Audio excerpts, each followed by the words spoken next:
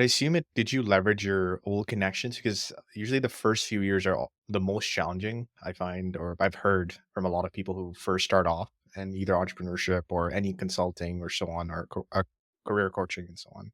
So how did you get through those first few years and progress to where you are now? I've completed 4 years now, and I can tell you one thing, it will never be easy. It will Okay. always be challenging. When I started, the challenges were different. When I scaled, challenges became different.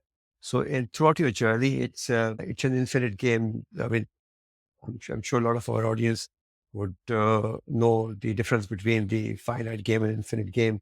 But life is an infinite game, right? So it keeps changing. If it does not evolve, it does not change, there's no excitement Yep. in it. So for me, I think it was an excitement, the challenges coming, and I was dealing with a challenge.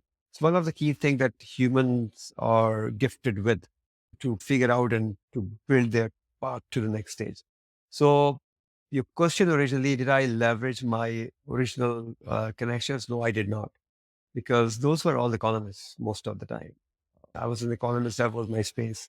I had about 5,000 odd LinkedIn followers. I had bigger following on, but that was like pretty much Pakistani dominated. It still is Pakistani dominated on Facebook.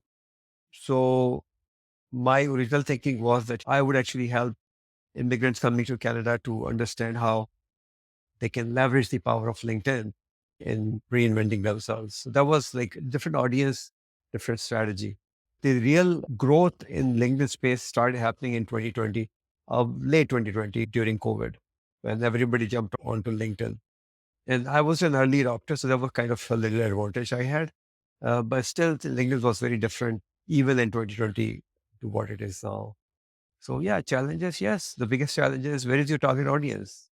How do you relate to them? How do you provide value? How do you stay consistent in your approach? How do you change things as things change?